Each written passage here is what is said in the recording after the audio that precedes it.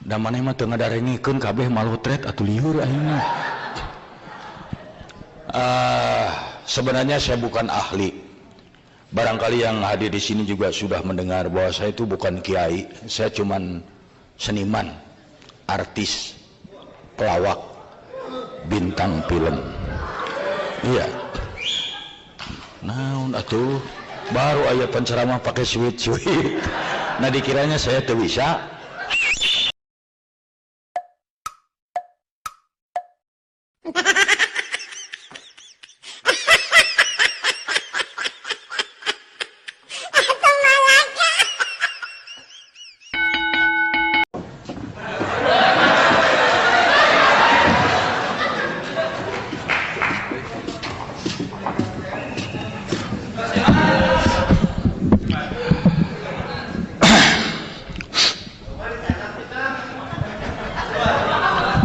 Ganeng atuh sia teh.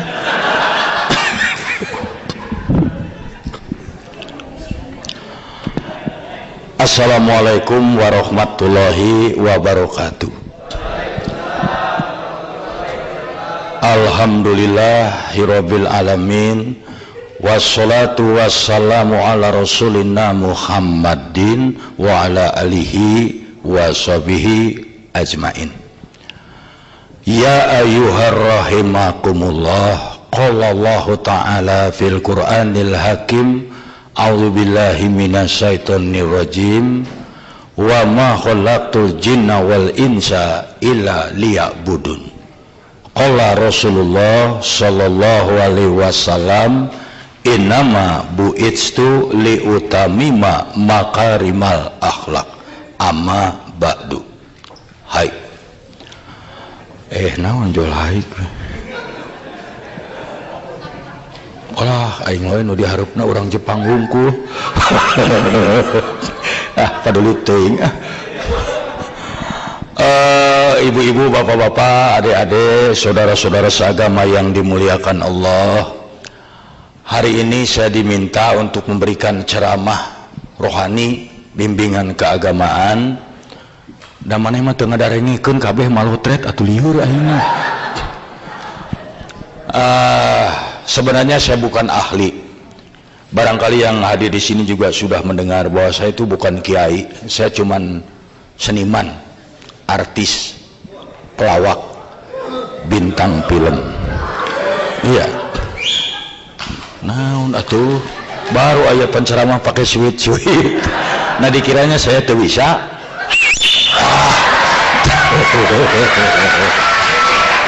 Nah, baiklah. Di dalam kesempatan kali ini saya ingin membawa kepada yang hadir sebuah kisah yang pernah terjadi di masa pemerintahan Khalifah Sayyidina Umar bin Khattab, yaitu kisah seorang panglima Islam, Jenderal Khalid bin Walid. Jenderal Khalid bin Walid seorang jenderal yang ditakuti lawan dan dicintai kawan. Namanya harum kemana-mana. Kalau beliau datang ke suatu tempat disambut dengan meriah.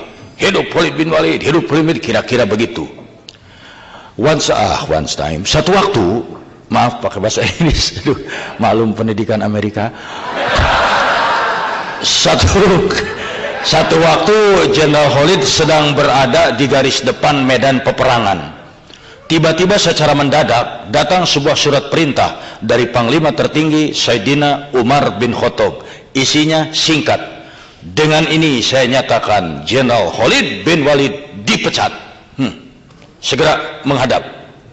Menerima surat pemecatan itu Jenderal Khalid sampai tidak bisa tidur. Masalahnya bukan apa-apa, karena merasa tidak bersalah. Nah, adik-adik yang kerja di sini juga dipecat tidak pugu-pugu, yakin tidak bisa tidur. Nah, tapi karena beliau mah prajurit yang baik, taat pada atasan, turut perintah, serahkan jabatan sama pengganti, langsung menghadap Umar bin Khattab. Assalamualaikum ya Amirul Mukminin. Waalaikumsalam. Please sit down. Silakan duduk. Langsung saja to the point. Saya menerima surat pemecatan. Apa benar saya dipecat? Umar bin Khattab menjawab, iya. Kalau soal dipecat, itu hak Anda atasan, saya bawahan. Tapi boleh saya tahu Apa kesalahan saya sampai dipecat? Umar bin Khattab menjawab, Anda tidak punya kesalahan. Hah? Tapi dipecat? Apa kurang baik saya jadi jenderal? Umar bin Khattab menjawab, di zaman ini Anda jenderal yang terbaik. Tapi dipecat? Iya. Kalau begitu jangan bikin saya penasaran. Boleh saya tanya, apa alasan Anda memecat saya? Dengan santai Umar bin Khattab menjelaskan, ya Khalid, Anda itu jenderal yang baik, panglima yang baik. Setiap hari saya dengar masyarakat, rakyat, prajurit selalu memuji-muji Anda. Tidak ada yang menjelekkan. Catat Khalid, Anda manusia biasa. Terlalu banyak orang yang memuji, bukan mustahil dalam hatimu akan timbul rasa sombong. Sedangkan dalam ajaran Islam, innahu la yuhibbul mustakbirin. Allah tidak menyukai orang yang sombong. Seberat debu rasa sombong dalam hati, neraka jahanam yang menunggu.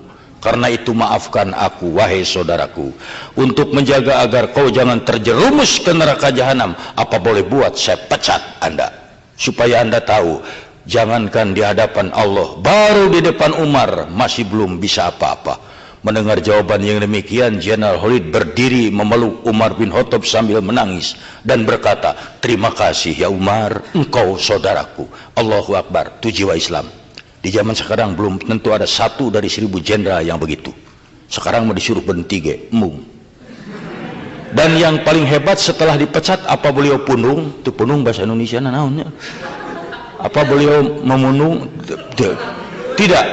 Beliau balik lagi ke medan perang, bertempur lagi, dengan catatan perangnya bukan sebagai jenderal, bukan sebagai panglima, tapi sebagai prajurit biasa. Bayangkan bekas jenderal perang di bawah komando sersan. Tapi waktu ada yang bertanya, ya Khalid, apa-apaan? Anda sudah dipecat, masih mau perang sebagai prajurit lagi. Apa jawabannya? Saya perang bukan karena pangkat, jabatan, saya perang bukan karena khalifah, saya perang semata-mata karena Allah, mencari keridhaan Allah. Indah ini kisah. Nah adik-adik, coba kita ambil inti dari sikap Jenderal Khalid. Anda bekerja di Jepang sebagai ini, sebagai itu, bersekolah di Jepang, menuntut ilmu di sini, segala, hanya satu, mencari keridhaan Allah. Wa ma khalaqtul jinna wal insa illa liya'budun. Mencari keridhaan Allah hanya satu, laksanakan perintah Allah, jauhi yang dilarangnya. Ya. Banyak zaman sekarang orang yang kecewa karena tujuannya bukan karena Allah, tapi karena sesuatu. Anda pergi ke Jepang dengan satu itikat, saya cari Jepang, cari duit, pulang dari sana ke Indonesia, punya rumah, punya mobil. Belum tentu.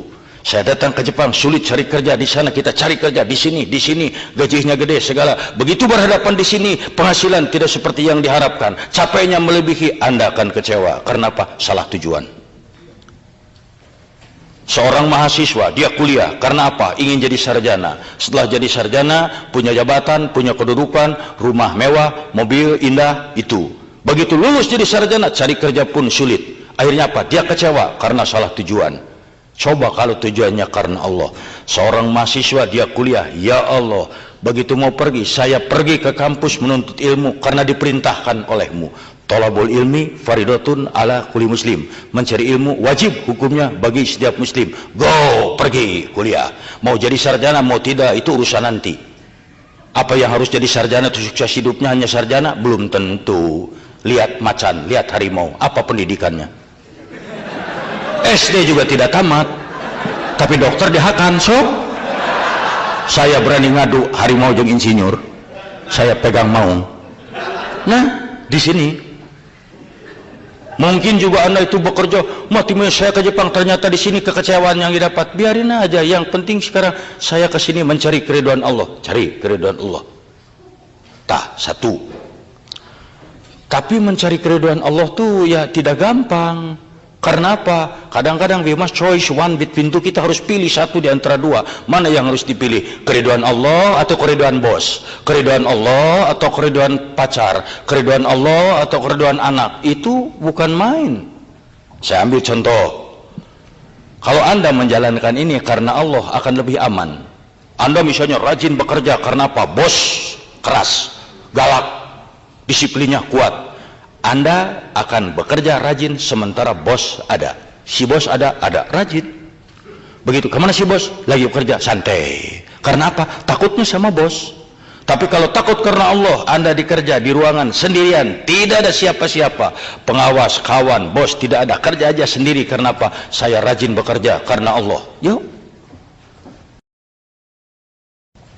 Dipecat pun, kalau Allah ridho, mau apa?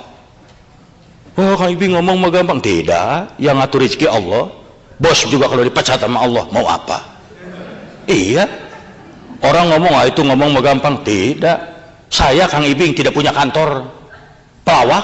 Di mana sekarang pelawak kantornya? Tidak ada. Kalau dihitung di atas kertas, ada yang manggil ngelawak, anak saya bisa makan. Kalau tidak ada yang manggil, anak saya barangkali sulit makan. Teori, prakteknya, Masya Allah, tidak punya kantor, villa ge boga, mobil alus, penghasilan teu eleh kudu di Jepang. Naon aing jika Jepang da di Indonesia gaing beunghar. Ini kepo deui. bukan masalahnya apa-apa. Saya lihat tuh ada yang wanita lihatnya di bengong nih. Saya juga ngerti dalam hatinya ngomong, itu si Ibing di kaset di televisi mah belawan, aslinya mah ganteng. Benar tah? Tidak usah ditepukin. Saya bukan burung merpati.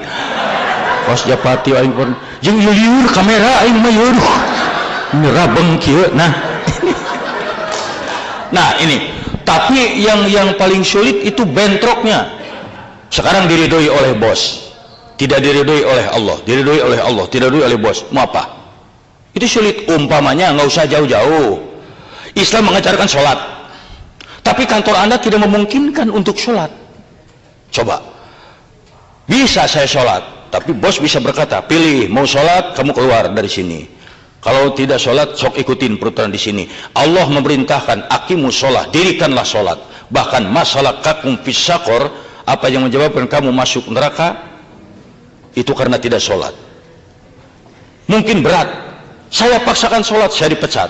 Saya tidak sholat, Allah. Tapi kalau kita mau, bukankah Allah mengajarkan kita untuk berjuang? Hadapi dong bos, minta dengan tenang, buktikan dengan baik. Saya yakin sebagai manusia hatinya luntur. Masa iya sih 5 menit dari sekian jam diminta untuk tidak itu? Kalau perlu sholat dengan diem. Ya liur panitia, ya bolak balik wae. Tuh ternyata yang mengganggu itu panitia itu. Selamat datang. Masa ada kiai ngerti aja. Duh, saya tuh sebenarnya mau serius tapi aduh saya. Nah, ini. Nah, mana rai-rai kieu aing ceramahna atuh. Nah, contoh yang lain. Ini juga yang harus berat. Umpamanya di sini seorang bapak misalnya atau seorang ibu, itu Islam memerintahkan salah satunya umpamanya, ya ayuhannas kulu mimma fil ardi halalan thayyiba wala tatabi'u khutuwati syaiton innahu lakum aduwwum mubin. Hei manusia, hei orang-orang, makanlah makanan yang halal di muka bumi ini, jangan ikuti langkah-langkah setan. Kita diwajibkan mencari yang halal, tapi satu waktu godaan, bukan main. Umpamanya Anda punya adik, punya orang tua di tanah air, minta duit untuk dibelikan apa kek, Anda lagi tidak punya duit. Satu waktu bekerja di kantor, ada kesempatan mencari duit tapi tidak halal, ambil aja maling lah, di mana mana mau maya wae. Di situ terjadi perang. Mana yang harus diturut? Ambil barang ini, aman, tidak ada yang tahu. Adik atau anak di Indonesia bisa punya motor, bisa punya mobil, tapi Allah tidak akan ikhlas, tidak akan ridho. Sekarang tolak ini, Allah ridho, tapi anak tidak jadi beli motor. Itu perang yang berat. Tapi kan dalam Islam diingatkan, itu Nabi Ibrahim alaihissalam mendapat perintah dari Allah sembelih putranya Ismail. Itu berat, diturut perintah, anak jadi korban, Allah ridho. Tolak perintah ini, anak selamat, Allah tidak ridho. Tapi beliau Nabi Ibrahim alaihissalam lebih memilih, oke, keriduan Allah kalau perlu anak jadi korban. Tapi kan kita tahu way outnya, diberikan jalan, dikasih sembelihan lain sehingga selamat anak dan tetap taat. Kenapa kita tidak ingat ke sana? Tolak. Takut sama rezeki, nggak usah takut, Allah yang ngatur. Kenapa?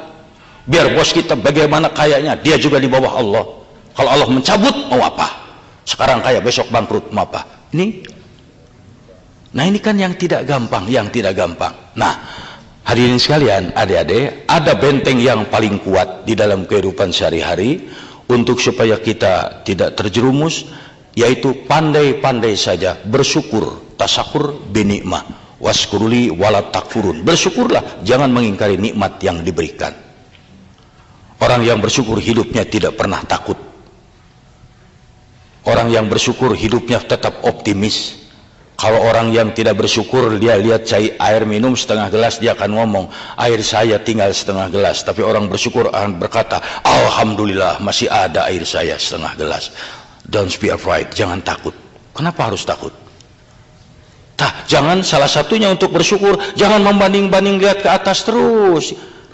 Dalam Islam itu tidak benar melihatnya ke atas. Orang lain di Jepang 1 tahun sudah punya ini, saya udah 5 tahun belum punya apa-apa. Jangan lihat ke sana, lihat ke bawah. Berapa banyak orang yang ingin ke Jepang?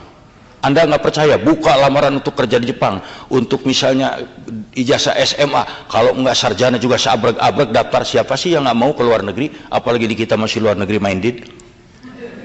Iya, sudah rasanya lebih hebat. Anda berpikir Anda sudah di Jepang, kenapa Anda nggak bersyukur? Saya yang ke Jepang sulit. Saya ke Jepang karena orang pinter. Kenapa? Kumaing. Sulit. Anda harus bersyukur. Aduh, kita capek kerja. Nggak apa-apa. Berapa banyak orang yang ingin ke Jepang? Kalau dibuka lamaran ribuan, Anda sudah di Jepang, kenapa nggak bersyukur? Salah satu bersyukur, gunakan setiap kenikmatan untuk ibadah ke Allah. Ya Allah, saya ini di Jepang, belum tentu semua orang bisa ke sini. Ya sudah, Anda tinggal bekerja dengan baik kok. Bukan karena bos, bukan karena apa-apa, karena Allah. Yang baik aja kerja. Udah, itu pun akan ditolong. Satu, tuh. Kalau membanding-banding, terutama kalau membanding-banding aja itu nggak akan selesai. Orang lain mah rumahnya gede, saya mah kecil. Lihat berapa banyak yang belum punya rumah. Orang lain mobilnya bagus, saya mah tidak. Lihat berapa banyak yang nggak punya mobil. Khusus buat wanita. Kenapa saya khususkan? Pengaruh wanita sangat besar. Menurut ajaran Islam, zuyyina linnasi hubbus syahawati minnan nisa. Dijadikan laki-laki itu cenderung cinta dan syahwat pada wanita. Sok lihat. Makanya adik-adik kalau suami melihat yang cantik jangan ngambek, malah harus bersyukur. Alhamdulillah ya Allah, suami saya masih normal. Daripada nanti suami melirik terus pantat kambing, bahaya ban. Boleh melirik yang cantik, boleh sekali, itu dari Allah. 2-3 kali jangan dari setan. Sekali melihat, aduh cantik, Allahu Akbar, udah. Itu yang kedua jangan. Di mana rumahnya? Itu jangan. Orang yang mau bersyukur mah tenang-tenang saja, karena Allah tuh yang mengatur. Kalau Anda ingin bersyukur, nanti pulang dari sini lihat wajah sendiri di cermin, akan timbul rasa syukur. Allahu Akbar, alhamdulillah, indah sekali wajah saya ya Allah. Coba lihat ini, mata disimpan dua-duanya di sini, pas sekali. Anda mau digaji 1 juta yen 1 jam, tapi mata ditelunyuk. Memang kalau ngintip yang mandi tenang, terbang kunci gitu. Tapi makan sama repot siapa? Dah saya mah nggak mau. Kang Ibu 5 juta yen 10 menit. Waduh, 5 juta yen 10 menit. Tapi lubang hidung menghadap ke atas, dah repot. Kalau musim hujan gimana? Mana tuh? Kesana kesini mesti pakai genteng. Wah repot. Tuh, saya mah lebih senang begini. Nah makanya Allah yang mau mengatur. Jangan takut. Gunakan aja setiap kenikmatan untuk ibadah kepada Allah. Karena apa? Kalau tidak digunakan, ina cilaka. Ada perintah umpamanya dalam ajaran Islam. Ini saya bukan apa-apa. Ini berkaitan dengan musibah ya. Karena yang namanya musibah itu biar di Indonesia, biar di Jepang, biar di Kutub Utara bisa aja kena pada tiap orang. Musibah itu banyak. Dari mulai misalnya kecopetan, kemalingan, kebakaran, dirampok, sakit gigi, itu semua musibah, semuanya tabrakan musibah. Dan yang nanya musibah, kalau dia hinggap pada seseorang, dia tidak pernah pilih-pilih. Dari mulai karyawan sampai direktur bisa kena musibah. Dari yang buta huruf sampai sarjana kena musibah. Tidak ada orang yang bebas dari musibah karena ustadz atau sarjana, tidak ada. Silakan tanya, Pak, Bapak pernah batuk? Oh tidak pernah. Kenapa? Apa dokter Anda? Saya tidak bisa. Saya bodoh. Bapak pernah sakit mata? Oh tidak pernah. Kapan direktur? Nggak bisa. Nah Dan orang yang musibah tuh ya yakin bangsa manapun di dunia tidak ada orang yang mengharapkan atau kedatangan musibah, betul nggak? Sok biarin orang Jepang tanyain, apa mereka ada yang bangun berdoa tengah malam? Ya, saya ingin segera dapat musibah. Baik adik-adik perempuan atau laki-laki berdoa tengah malam, Gusti, saya hayang geura burut.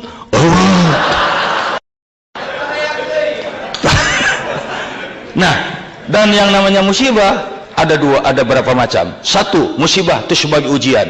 Ujian untuk apa? Untuk meningkatkan keimanan. Anak SD kalau di Indonesia mau naik ke SMP itu ujian. SMP mau pindah ke SMA, SMA mau ke mahasiswa, mahasiswa harus sarjana, ujian. Tanpa ujian tidak naik dia tingkatnya. Demikian pula keimanan, ketabahan terhadap Allah.